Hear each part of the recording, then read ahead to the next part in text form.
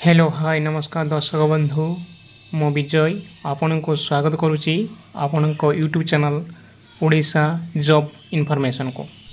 तो दर्शक बंधु मोदी सरकार तरफ रेशन कार्ड उपर 5टी नियम लागू कराई। आमर प्रधानमंत्री नरेंद्र मोदी तरफ सारा देश रे जो माने भी रेशन कार्ड हिताधिकारी अछंती सेमानंक पई 5टी नुआ नियम लागू कर जदि से 5टी नुआ नियम को आमे न मानिबू ताहा परवर्ती समय रे हमको बहुत असुविधार सम्मुखीन होबाको पड़िबो।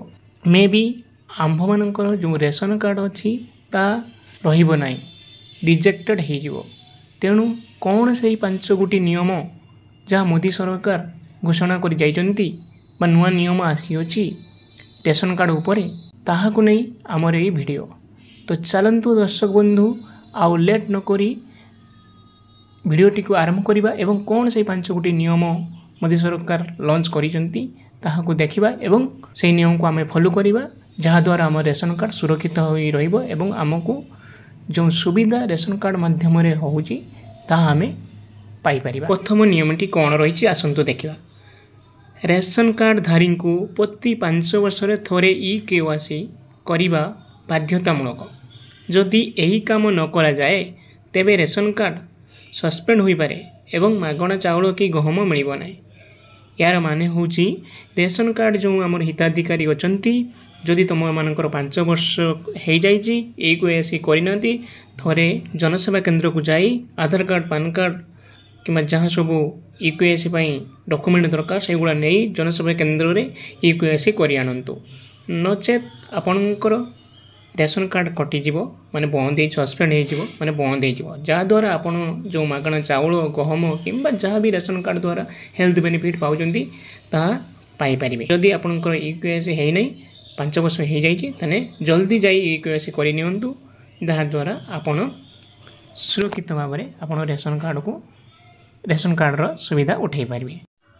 तो कौन पाई एई नियमटी सरकार करले ए नियम करबा द्वारा कौन फायदा आम मानकर सरकार कहवा अनुजाई यही नियम रेशन व्यवस्था रे स्वच्छता आनिबा एवं नकली कार्ड और जालियाती रोकिया लागू कर यार माने होची जो जीए रेशन कार्ड पाइबा योग्य सी न पाई किछि लोक रेशन कार्ड पाउछन एवं जो माने पाइबा योग्य से माने पाउना एगुडा को रोकिया ए जालियाती को रोकिया सरकार यही नियम लागू करिसेंती जहाँ द्वारा ई-केवाईसी करबा माध्यम रे जो व्यक्ति माने पाइबा योग्य नहीं जो माने धनी 2.5 लाख रु अधिक इनकम चाकरी अच्छी से काटि और जो मानकर योग्य से माने तार बेनिफिट उठाई पारे। एवं केंद्र सरकार निर्देश अनुजाई समस्त राज्य को 3 मास मध्य समस्त रेशन कार्ड धारी ई-केवाईसी संपूर्ण करने को कहुई।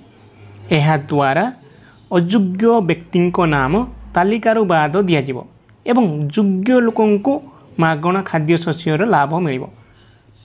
यार माने होची जो मानू ई-केवाईसी करने कहुई समस्त रेशन कार्ड हिताधिकारी माने 3 मास मध्य ई-केवाईसी संपूर्ण करंतु नहले आपन रेशन कार्ड रिजेक्टेड हो जिवो। आपन जो सुविधा पाइबा योग्य से माने पाई परिबे नाही एवं यह द्वारा जो 3 मास मध्य आपन ई-केवाईसी कले आपन पाइबे एवं ई-केवाईसी कले जो माने पाइबा योग्य नुहे से काटिज। तो चलतु यार सेकेंड नियमटी कौन रही प्रथम नियमटी आपन भल भाव में बुझीगले।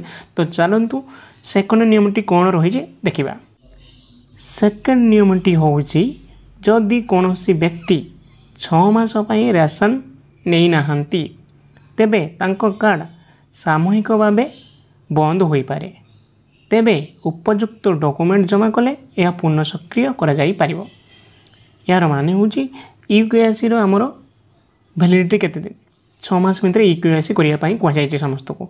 जदि कौन व्यक्ति से 6 मास भितर ई-केवाईसी न करती माने होची 6 मास भितर रेशन नहीं नांती तेबे तांको कार्ड सामूहिक भाव बंद हो पारे। 6 मास मध्य कौन रेशन नहीं नांती तेबे से कौन करेंगे निजर निकटस्थ जनसेवा केंद्र को जाई उपयुक्त डॉक्यूमेंट देबे एवं ताको ई-केवाईसी करदेबे। ई-केवाईसी करला परे आपणकर जो 6 ମାସ ରେସନ୍ ମିଳିଯିବ ଏବଂ କାର୍ଡ଼ ମଧ୍ୟ ସୁରକ୍ଷିତ ହୋଇ ରହିବ। ଆପଣ ବୁଝିପାରିଲେ। ତେବେ ତୃତୀୟ ନିୟମଟି କ'ଣ ଅଛି ଆସନ୍ତୁ ଦେଖିବା। ତ ତୃତୀୟ ନିୟମଟି ହେଉଛି ନୂଆ ନିୟମ ଅନୁସାରେ 18 ବର୍ଷରୁ କମ୍ ବୟସର ବ୍ୟକ୍ତିଙ୍କୁ ରେସନ୍ କାର୍ଡ଼ ମିଳିବ ନାହିଁ। ଏମିତିରେ ବି 18 ବର୍ଷରୁ କମ୍ ବୟସର ବ୍ୟକ୍ତିକୁ ରେସନ୍ କାର୍ଡ଼ ମିଳୁନଥିଲା। ସେମାନେ ତାଙ୍କ ବାପା ମା କାର୍ଡ଼ରେ କିମ୍ବା କୌଣସି ପରିବାର ବର୍ଗଙ୍କ ମଧ୍ୟରେ ରହିଯାଉଥିଲେ। ତେଣୁ ନୂଆ ନିୟମ ଅନୁସାରେ ଯଦି ଆପଣ ନିଜେ ନିଜର ଗୋଟେ 18 ବର୍ଷରୁ କମ୍ ବୟସର ବ୍ୟକ୍ତିଙ୍କୁ ରେସନ୍ କାର୍ଡ଼ କରିବାକୁ ଚାହୁଁଛନ୍ତି ତାହେଲେ ସେ ଆପଣଙ୍କର ମିଳିପାରିବ ନାହିଁ। ମାନେ 18 ବର୍ଷରୁ କମ୍ ବୟସର ବ୍ୟକ୍ତିକୁ ରେସନ୍ କାର୍ଡ଼ ମିଳିପାରିବ ନାହିଁ। ତ ଚାଲନ୍ତୁ ଆମର ଚତୁର୍ଥ ନିୟମଟି କ'ଣ ରହିଛି, କାରଣ ଟୋଟାଲ୍ ହେଉଛି 5ଟି ନିୟମ। ଆମେ ପ୍ରଥମ ଦ୍ୱିତୀୟ ତୃତୀୟ ଆପଣ ଭଲ ଭାବରେ ବୁଝିପାରିଥିବେ। ତ ଚତୁର୍ଥ ନିୟମଟି କ'ଣ ରହିଛି ତ ଆସନ୍ତୁ ଭିଡ଼ିଓଟି ଦେଖିବା। ତ ଚତୁର୍ଥ ନିୟମଟି ରହିଛି ଯେ 5 ବର୍ଷରୁ କମ୍ ବୟସର ଶିଶୁଙ୍କ ପାଇଁ ଆଧାର କାର୍ଡ଼ ଜମା କରିବା ଆବଶ୍ୟକ ଏବଂ 5 ବର୍ଷ ପୂର୍ଣ୍ଣ ହେବା ପରେ 1 ବର୍ଷ ମଧ୍ୟରେ ତାଙ୍କର UKYC କରାଯିବା ଜରୁରୀ। ଏହାର ମାନେ ହେଉଛି ଯେତେବେଳେ ଆପଣମାନେ ଆପଣଙ୍କର ପିଲା ଜନ୍ମ ହେବା ପରେ ରେସନ୍ କାର୍ଡ଼ରେ ଆପଣଙ୍କ ପିଲାଙ୍କ ନାମ ଆଡ଼୍ କରୁଛନ୍ତି ସେତେବେଳେ ଆଧାର କାର୍ଡ଼ ହେଉଛି ମ୍ୟାଣ୍ଡେଟୋରୀ।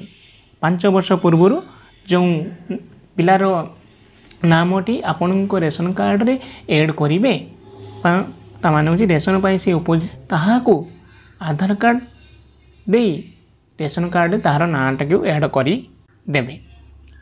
କେବଳ ଆଧାର କାର୍ଡ଼ ମ୍ୟାଣ୍ଡେଟୋରୀ ସେତେବେଳେ। ତା 5 ବର୍ଷ ହୋଇଗଲା ପରେ ଆପଣଙ୍କୁ ତାର UKYC କରିବା ମ୍ୟାଣ୍ଡେଟୋରୀ ଅଟେ, ନହେଲେ ତାହାର ରେସନ୍ କାର୍ଡ଼ରୁ ତାହାର ନାଁଟି କଟିଯିବ। ବୁଝିପାରିଲେ? ଚତୁର୍ଥ ନିୟମ ଭଲ ଭାବରେ ବୁଝିପାରିଲେ। ତ ଚାଲନ୍ତୁ ପଞ୍ଚମ ନିୟମଟି କ'ଣ ରହିଛି।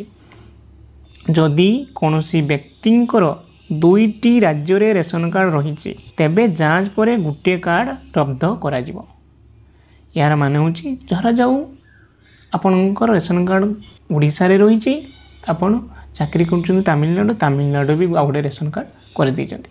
ଯଦି 2ଟି ରେସନ୍ କାର୍ଡ଼ 2ଟି ରାଜ୍ୟରେ ମିଳୁଛି ଏବଂ 2ଟି ରାଜ୍ୟରୁ ଆପଣ ରେସନ୍ ପାଉଛନ୍ତି ତ ଯେତେବେଳେ UKYC କରାଯିବ ସେତେବେଳେ ଆପଣଙ୍କର ଗୋଟିଏ ରେସନ୍ କାର୍ଡ଼ କାଟିଯିବ। ସେଇଥିପାଇଁ ତ ନୂଆ ନିୟମ ଜାରି ଅଛି। ଏଇ 5ଟି ନିୟମ ଏଇଥିପାଇଁ ଜାରି ଅଛି ଯେମାନେ ଯୋଗ୍ୟ ରେସନ୍ କାର୍ଡ଼ ପାଇଁ ସେମାନେ ହିଁ ରେସନ୍ କାର୍ଡ଼ର ଲାଭ ଉଠାଇ ପାରିବେ ଓ ଯେଉଁମାନେ ଅଯୋଗ୍ୟ ସେମାନଙ୍କୁ ରେସନ୍ କାର୍ଡ଼ ଲିଷ୍ଟରୁ ବାହାର କରାଯିବ।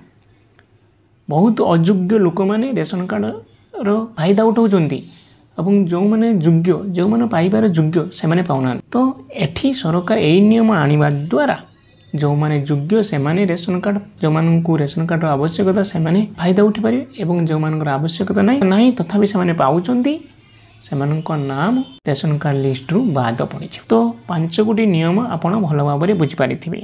ବର୍ତ୍ତମାନ ଆପଣ ସରକାରଙ୍କ ଦ୍ୱାରା ଜାରି ହୋଇଥିବା ଏହି 5ଗୋଟି ନିର୍ଦ୍ଦେଶାବଳୀ ବା 5ଗୋଟି ନିୟମକୁ ଭଲ ଭାବରେ ବୁଝି ଯାଇଥିବେ। ଏହି 5ଗୋଟି ନିୟମ ସରକାର ଆଣିବା ଦ୍ୱାରା ଆପଣମାନଙ୍କର ଲାଭ ହେଲା, କିନ୍ତୁ ଲୋକ ଟିକେ ହଇରାଣ ହେବେ। କିନ୍ତୁ ଯେଉଁମାନେ ଯୋଗ୍ୟ ସେମାନେ ପାଇବେ, ଯେଉଁମାନେ ଅଯୋଗ୍ୟ ସେମାନେ ବାଦ। ମାନେ କ'ଣ ରେସନ୍ କାର୍ଡ଼ର ଫାଇଦା ଉଠାଇ ପାରୁଛନ୍ତି ନା ଉଠାଇ ପାରୁନାହାନ୍ତି, କ'ଣ ଅସୁବିଧା ରହିଛି ଆପଣ ଆମ କମେଣ୍ଟ ବକ୍ସରେ କମେଣ୍ଟ କରି ଜଣାଇ ପାରିବେ ଏବଂ କ'ଣ ଭିଡ଼ିଓର ଡାଉଟ୍ ରହିଯାଇଛି ତାହା ମଧ୍ୟ କମେଣ୍ଟ ବକ୍ସରେ କମେଣ୍ଟ କରି ଜଣାଇ ପାରିବେ।